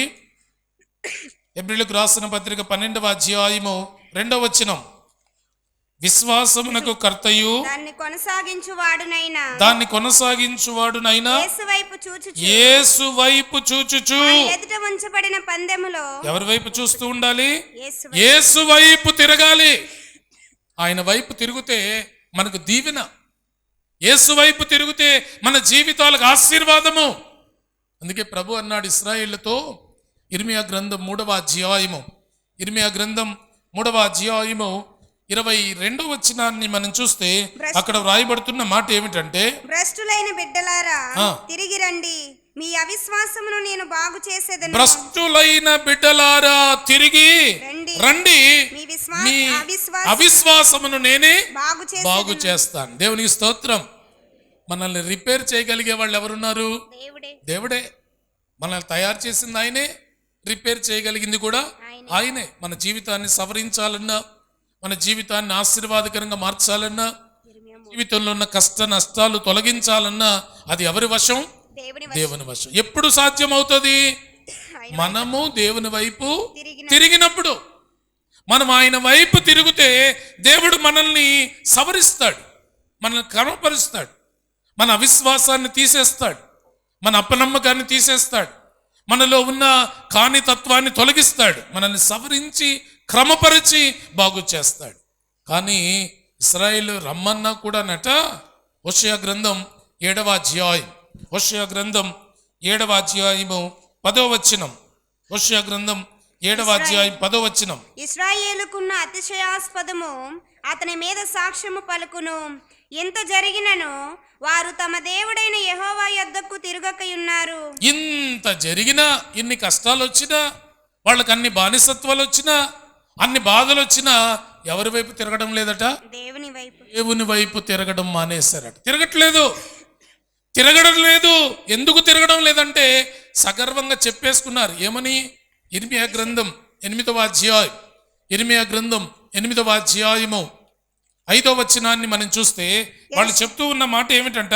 యెరూషలేము ప్రజలు ఏల విశ్వాసఘాతకులై నిత్యము ద్రోహము చేయుచున్నారు. వారు మోసమును ఆశ్రయము చేసుకుని తిరిగి రామని ఏల చెప్పుచున్నారు. తిరిగి రాము, మాకు అవసరం లేదంటున్నారట. ఎంత దౌర్భాగ్యమో చూడండి. దేవుని ప్రజలు, దేవుని చేత ఎన్నికబడిన వారు, దేవుని కృప పొందిన వారు, ఐగుప్తు నుండి విడుదల పొందిన వారు, అరణ్యంలో నడిపించబడిన వారు, ఐగుప్తు సుఖంలోకి వచ్చిన తర్వాత దేవుని వైపు మేము రాము అని కరాఖండిగా చెప్పేస్తున్నారు. మేము రామని చెప్పుకుంటూ ఉన్నారు. ఎందుకు అంటే వారి హృదయం ఏమైపోయిందట? కఠినం. కీర్తనకారుడు చెప్పిన మాట ఏమిటి అంటే 17వ కీర్తన 10వ వచనం. 17వ కీర్తన 10వ వచనాన్ని మనం చూస్తే కీర్తనకారుడు చెప్తున్న మాట ఏమిటి అంటే, వారు తమ హృదయమును కఠినపరచుకొని ఉన్నారు. దేవుని దగ్గరికి రాకుండా కఠినమైపోయారు. దేవుని వైపు తిరగడం లేదు, దేవుని వైపు చూడడం లేదు, దేవుని యొద్దకు రావడం లేదు. తమ హృదయాల్ని కఠినపరుచుకొని ఉన్నారు. ప్రియ సహోదరి సహోదరుడా, నువ్వు దేవుని వైపు తిరుగుతున్నావా? నీ హృదయాన్ని కఠినపరుచుకుంటూ ఉన్నావా? దేవుడట నీ కొరకు, నా కొరకు ప్రతిరోజు కనిపెడుతూనే ఉన్నాడు. నా బిడ్డ తిరిగి నా వైపు చూస్తుందేమో, తిరిగి నా దగ్గరికి వస్తుందేమో, తిరిగి నాకు వైపు దృష్టి పెడతదేమో అని దేవుడట యెషయా గ్రంథం 65వ అధ్యాయము 2వ వచనం 2వ భాగాన్ని మనం చూస్తే అక్కడ ప్రభు అంటూ ఉన్నాడు, లోబడనొల్లని ప్రజల వైపు దినమంతయు నా చేతులు చాపుచున్నాను. వారు తోటలలో బల్యర్పణమును అర్పించుచు. దేవుడు అంటున్నాడు, నేను దినమంతయు నా చేతులు చాపుచున్నాను. చాలాసార్లు మన కఠిన మనస్సు. షూలమ్మితిని గురించి పరమగీతముల్లో ఆ భక్తుడు అంటాడు, ఆ ప్రియుడు వచ్చాడట. ప్రియుడు అంటే దేవుడు వచ్చి షులమితితో మాట్లాడుతూ ఉన్నాడు. ఏమని అంటే పరమగీతములు 5వ అధ్యాయం, పరమగీతములు 5వ అధ్యాయం 2వ వచనం. నేను నిద్రించి తినే గాని నా మనసు మేలుకొని ఉన్నది. నా సహోదరి, నా ప్రియురాల, నా పావురమా, నిష్కళంకురాల ఆలకింపుము. నా తల మంచుకు తడిసినది, నా వెంట్రుకలు రాత్రి కురియు చినుకులకు తడిసినవి. నాకు తలుపు తీయుమనుచు నా ప్రియుడు వాకిలి తట్టుచున్నాడు. నేను వస్త్రము తీసివేసి తిని, నేను మరలా దాన్ని ధరింపనేలా? నా పాదములు కడుగుకొంటిని, నేను మరలా వాటిని మురికి చేయనేలా? ఎంత కఠినమైన ప్రియురాలో ఈ ప్రియురాలు. ప్రియుడట మంచుకు తడిచి రాత్రి వేళ వణుకుతూ తలుపు ముందర నిలబడి పిలుస్తున్నాడంట, ప్రియురాలా తలుపు తీ, నేను మంచుకు తడిచిపోతున్నాను, నేను చలిలో ఉన్నాను, నేను రాత్రంతా బయటే ఉన్నాను అంటే ఈవిడ మెలకువనే ఉందట. కానీ ఏమనుకుంటుంది? నేను వస్త్రం తీసేశాను, మళ్ళీ ఏం వేసుకుంటాను, నేను పాదములు కడుక్కుంటుని, మళ్ళీ ఇప్పుడు కాళ్ళు కింద ఎందుకు పెట్టాలా, ఏం తీస్తాంలే అని అలా ఎంత కఠినత్వమో. ఈరోజు నీ జీవితం, నా జీవితం కూడా అలాంటి కఠినంగా ఉంది.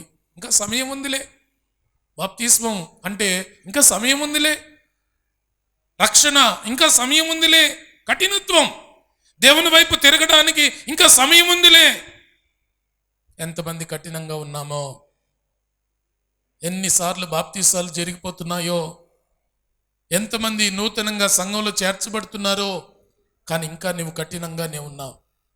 నీ ప్రియుడు నిన్ను పిలుస్తూ ఉన్నాడు, నీ ప్రియుడైన దేవుడు నిన్ను కోరుకుంటూ ఉన్నాడు. నీవు నా వైపు తిరుగు, నీవు నా బిడ్డవుగా ఉండు, నీవు రక్షణ అనుభవంలోకి రా అంటే ఇంకా సమయం ఉంది. ఇప్పుడేనా? ఇంకా సమయం ఉంది. ఎంత కఠినత్వం! ఈ ప్రియురాలు ఎంత కఠినంగా ఉందో మనం కూడా దేవుని పట్ల అంత కఠినంగా వ్యవహరిస్తున్నాం. దేవుడు చేతులు చాపుకునే ఉన్నాడు, మంచులోనే ఉన్నాడు, ఆరు బయటే ఉన్నాడు, తడిచిపోతూనే ఉన్నాడు, చలికి వణుకుతూనే ఉన్నాడు. నువ్వు మాత్రం నిశ్చింతగా ఉన్నావు నీ కఠినత్వం వల్ల. ఈరోజు మన జీవితాలు మార్చుకోవాలి. ఒకవేళ ఇంకా కఠినంగా ఉంటే మన చెడుతనాన్ని మనం వ్యక్తపరుస్తున్నామని. ఈ సిద్కియాలో ఉన్న చెడుతనానికి 5వ లక్షణం ఏమిటంటే దేవుని వైపు తిరగకుండా తన్ను కఠినపరుచుకున్నాడు. చూద్దాంలేండి, ఇంకా సమయం ఉంది కదా, అప్పుడే ఏమైపోయింది, ఇంకా బోల్డ్ సమయం ఉంది, ఇంకా సమయం ఉంది, చూద్దాం అని తన్ను తాను కఠినపరుచుకున్నాడట. దేవుడు చివరికి సిద్కియానే లేకుండా చేసేసాడు. సమయం మన చేతిలో ఉండదు కనుక సమయం ఉండగానే ఏం చేయాలి? ఇల్లు చక్కబెట్టు, ఆయన వైపు తిరగాలి, ప్రభు వైపు చూడాలి, ప్రభు చెప్పినట్లు చేయాలి. మనల్ని మనం కఠినకుండా మన హృదయాన్ని మనమే సవరించుకోవడానికి ప్రయత్నం చేయాలి. 6వదిగా సిద్కియాలో ఉన్న చెడుతనానికి 6వ కారణం ఏమిటి అంటే 2వ దినవృత్తాంతములు 36వ అధ్యాయము 14వ వచనం. 2వ దినవృత్తాంతములు 36వ అధ్యాయము 14వ వచనం.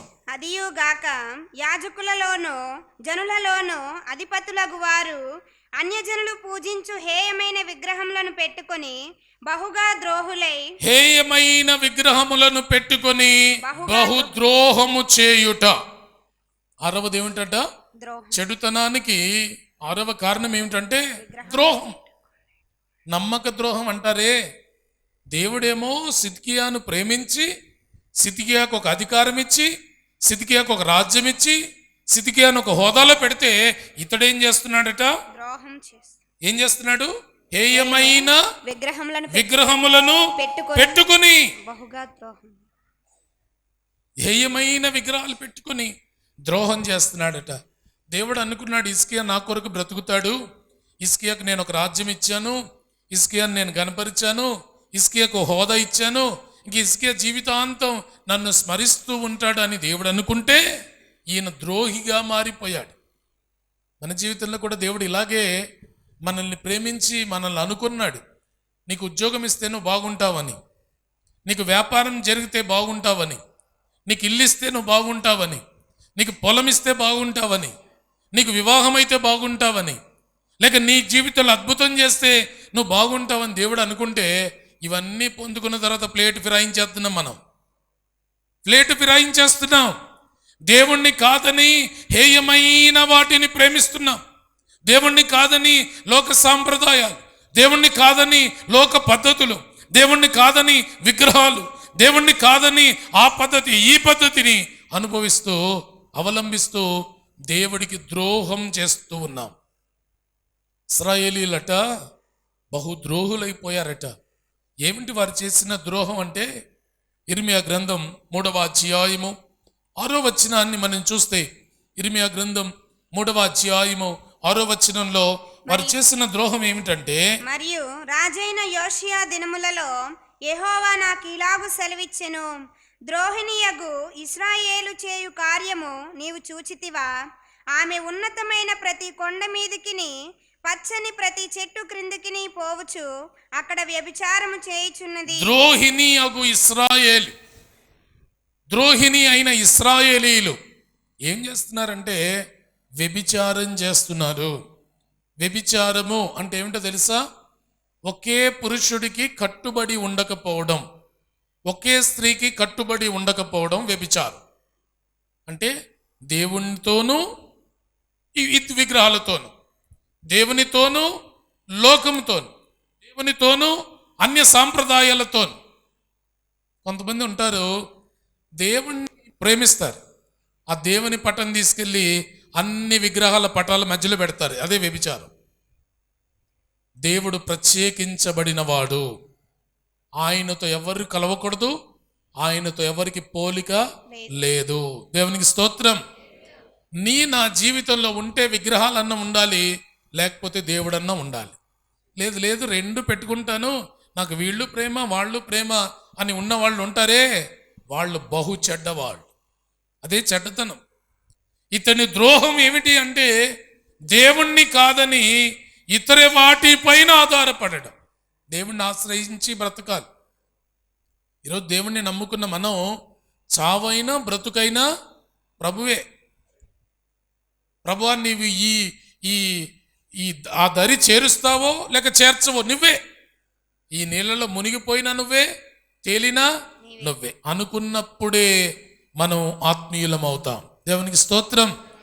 అలా కాదని దేవునితోనూ ఇతర వాటితోనూ రెండు పడవల మీద కాలు పెట్టిన వాళ్ళు ఏమవుతారు? మధ్యలో మునిగిపోతారు. దరి చేరతారా? ఎక్కడో మునిగిపోతారు.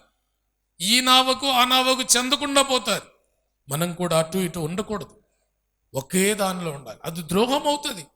దేవుని దగ్గరికి వచ్చి దీవించబడి ఆయనను ప్రార్థించి ఆయన ఆశీర్వాదాలు పొంది చివరికి నువ్వు విగ్రహాల వైపు తిరిగితే ఎంత ద్రోహం! దేవునికి ఎంత ద్రోహం చేసినట్లు మనం. ఆయన ప్రేమకు ఎంత దగా చేశాం, ఆయన నమ్మకాన్ని ఎంత వమ్ము చేశాం. ఈ సిద్కియా కూడా ద్రోహిగా ఉన్నాడు. ఆ ద్రోహంతో అతడు అన్య ఆచారాలు అన్య పద్ధతులతో అతడు జీవించటం ప్రారంభించాడు.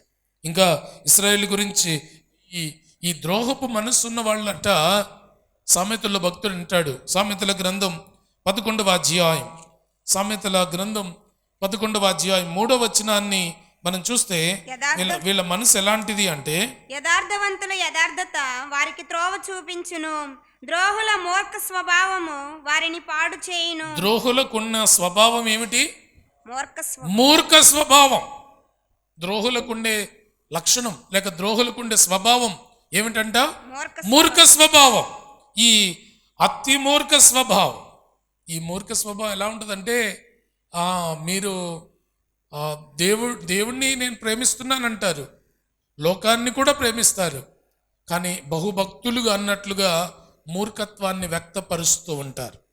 ఈ మూర్ఖత్వం ఎలాంటిది అంటే దేవుణ్ణి కార్యాలు పొందుకొని అనుభవించలేనిది, దేవుణ్ణి చూస్తూ చూడలేనిది. యేస్కేలులో భక్తుడు అంటాడు, యేస్కేలు గ్రంథం 12వ అధ్యాయము 2వ వచనాన్ని మనం చూస్తే, యేస్కేలు గ్రంథం 12వ అధ్యాయము 2వ వచనం. నరపుత్రుడా, తిరుగుబాటు చేయి వారి మధ్య నీవు నివసించుచున్నావు. వారు ద్రోహులై ఉండి చూచు కన్నులు కలిగియు చూచు కన్నులు కలిగి ఉండియు చూడకయున్నారు. చూడకై ఉన్నారు. విను చెవులు కలిగి ఉండియు వినకయున్నారు. ఈ ద్రోహులు ఎలా ఉంటారంటే ఊరికి అంతే మైన బొమ్మల్లా ఉంటారు. దేవుని కార్యాలు చూస్తూ ఉంటారు కానీ చూడలేరు, మనస్ఫూర్తిగా చూడరు. దేవుని వాక్యం వింటూ ఉంటారు కానీ అసలు వినరు, ఊరికి కూర్చొని వెళ్ళిపోతారు. ఎంతమంది వాక్యం వింటున్నారు? వినేవాళ్ళు చెయ్యొద్దండి. దేవునికి స్తోత్రం. పడుకునే వాళ్ళందరూ చెయ్యొద్దండి. ఎవరు పడుకోలేదు. దేవునికి స్తోత్రం. మన అతి మూర్ఖ స్వభావం కలిగి ఉండకూడదు. ఈ మూర్ఖ స్వభావం ఎలాంటిది అంటే వింటూ ఉంటాం కానీ ఏం వినం, ఏమి బుర్రకెక్కదో, ఏమీ ఎక్కించుకోం. ఒకవేళ ఇంతసేపు నేను గంట సేపు నుంచి వాక్యం చెప్తున్నాను, ఈ గంట వాక్యం ఉన్నది ఉన్నట్లు ఎంతమంది చెప్పగలరు? మనలో చాలా మిస్ అయిపోతాయి. కారణం ఏంటంటే మనం వింటూనే ఉంటాం కానీ కొన్ని మన మనస్సులో రీడ్ అవ్వవు, మన మనస్సులో అవి నమోదవ్వవు. వింటాం కానీ అవి మన మనసులో ఉండవు. చూస్తాం, అవి మనసులో స్థిరపరచబడవు. ఇది మూర్ఖ స్వభావం అట. ఈరోజు మనం అలాంటి స్వభావం నుండి దూరం అయిపోవాలి. వీరి స్వభావాన్ని బట్టి ప్రభు అన్నాడు, కీర్తనకారుడు అంటాడు, 25వ కీర్తన 3వ వచనాన్ని చూస్తే 25వ కీర్తన 3వ వచనంలో భక్తుడు చెప్పిన మాట, నీ కొరకు కనిపెట్టు వారిలో ఎవడునూ సిగ్గునందడు. హేతువు లేకుండానే ద్రోహము చేయువారు హేతువు లేకుండా ద్రోహము చేసేవాడు సిగ్గుపడతాడు. దేవుడు వాడిని అవమానకరంగా మార్చుతాడు. ఎవరైతే దేవునికి ద్రోహం చేస్తారో వాళ్ళు అవమానాల పాలు చేస్తాడు దేవుడు. హేతువు లేకుండా దేవునికి ద్రోహం చేసేవాడు సిగ్గుపడవలసి వస్తుంది.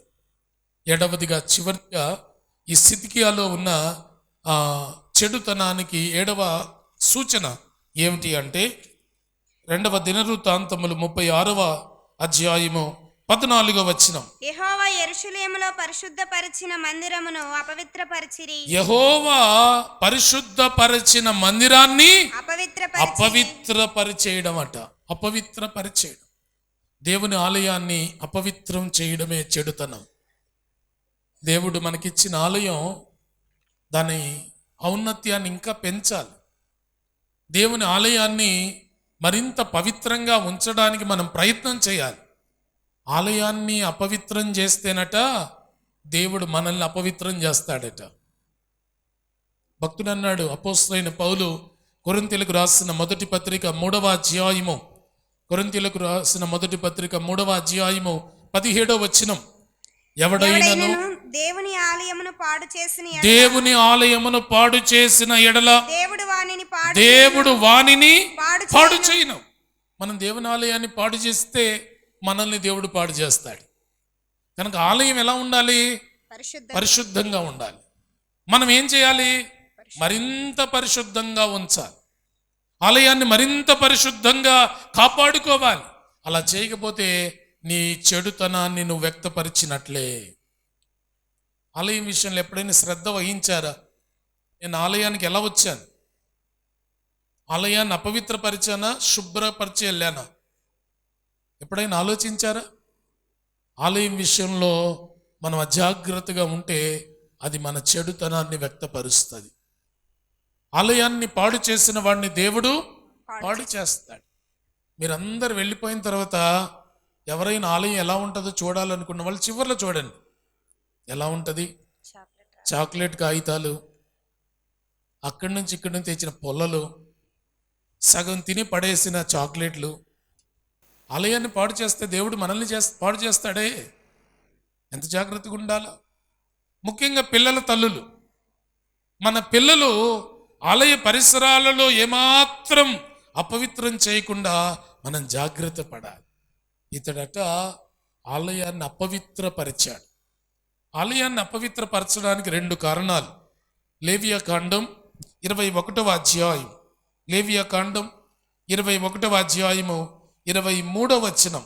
లేవియాకాండం మెట్టు- 21వ అధ్యాయం 23వ వచనం. మెట్టుకు అతడు కళంకము గలవాడు గనుక అడ్డతెర ఎదుటకి చేరకూడదు, బలిపీఠమును సమీపింపకూడదు, నా పరిశుద్ధ స్థలములను అపవిత్రపరచకూడదు. ఒక వ్యక్తి కలంకముతో దేవాలయానికి రాకూడదు. అంటే మనిషిలో దోషముండి రాకూడదు, అపవిత్రతతో రాకూడదు, కల్మషంతో రాకూడదు. మరి రాకుండా ఏం చేయాలి? శుద్ధి చేసుకొని రావాలి. దేవునికి స్తోత్రం. ఆలయానికి వస్తున్నప్పుడు పరిశుద్ధంగా రావాలి. చింపిరితలు వేసుకొని, స్నానం చేయకుండా, చిరిగిపోయిన బట్టలు వేసుకొని, మాసిపోయిన గుడ్లు వేసుకొని ఆలయానికి రాకూడదు. ఆలయానికి ఒక వ్యక్తి కలంకం లేకుండా రావాలి. ఆలయానికి వెళ్తున్నానని నిన్ను నీవు పరిశుద్ధపరుచుకొని రావాలా. ఎంతమంది వస్తున్నాం అలాగా? చాలా తక్కువ మంది వస్తున్నాము. నేను చెప్పగలను, మీ వేషాలు నాకు తెలుస్తాయి, నేను చూస్తుంటాను కదా. ఆలయానికి వచ్చినప్పుడు కలంకము లేకుండా ఆలయానికి రావాలి. పరిశుద్ధంగా ఆలయ ప్రత్యక్షతను కాపాడుకోవాలి. దేవునికి స్తోత్రం. లేవియకాండం 21వ అధ్యాయము 6వ వచనాన్ని చూడండి. 6వ వచనం. వారు తమ దేవునికి ప్రతిష్ఠితమైన వారుగా ఉండవలెను, కావున వారు తమ దేవుని నామమును అపవిత్రపరచరాదు. ఎలా ఉండాలి? ప్రతిష్ఠితులముగా రావాలి. దేవునికి స్తోత్రం. నేను దేవుని చేత ఎన్నుకోబడిన వ్యక్తిని అని ప్రతిష్ఠితులుగా రావాలి. పరిశుద్ధంగా ఉండాలి, కలంకం లేకుండా ఉండాలి, ప్రతిష్ఠితులుగా రావాలి. 96వ కీర్తనలో కీర్తనకారుడు చెప్తాడు, 96వ కీర్తన 9వ వచనం. 96వ కీర్తన 9వ వచనం. పరిశుద్ధ అలంకారములు ధరించుకొని, పరిశుద్ధమైన అలంకారములు ధరించుకొని యెహోవాకు నమస్కారం ఆయనకు నమస్కరించాలి. దేవునికి స్తోత్రం. పరిశుద్ధమైన అలంకారములు అంటే, పరిశుద్ధమైన అలంకారాలు అంటే ఆత్మ సంబంధమైన అలంకారాలు. ఏదో అపోస్తలుడైన పౌలు తిమోతికి చెప్తాడు కదా, తిమోతికి రాసిన మొదటి పత్రిక 2వ అధ్యాయము, తిమోతికి రాసిన మొదటి పత్రిక 2వ అధ్యాయము స్త్రీలను 9వ వచనం. మరియు స్త్రీలను అనుకువయు స్వస్థ బుద్ధియు గలవారై ఉండి తగు మాత్రపు వస్త్రముల చేతనే గాని జడలతోనైనను 10వ వచనం. దైవ భక్తి గలవారమని చెప్పుకొను స్త్రీలకు తగినట్టుగా సత్క్రియలు అను సత్క్రియల చేత తమను తామును అలంకరించుకొనవలెను. స్త్రీలు మౌనముగా ఉండి సంపూర్ణ విధేయతతో నేర్చుకొనవలెను. స్త్రీ మౌనముగా ఉండవలసినదే గాని. పరిశుద్ధమైన అలంకారాలు ఏమిటంటే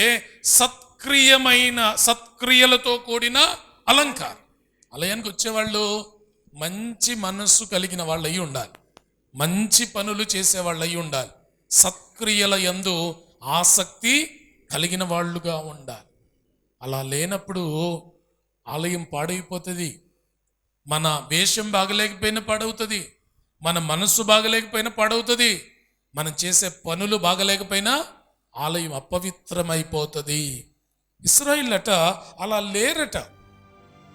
ఇర్మియా గ్రంథం 32వ అధ్యాయం, ఇర్మియా గ్రంథం 32వ అధ్యాయం 34వ వచనాన్ని మనం చూస్తే అక్కడ భక్తుడు అంటాడు, మరియు నా పేరు పెట్టబడిన మందిరమును అపవిత్రపరచుటకు దానిలో హేయమైన వాటిని పెట్టిరి. అందులో హేయమైన వాటిని పెట్టారట అపవిత్ర పరచడానికి. వారు హేయులుగా ఉన్నారు, హేయమైన పరిస్థితితో వచ్చారు, హేయమైన కానుకలు ఇచ్చారు. అంటే పవిత్రత లేదు అక్కడ.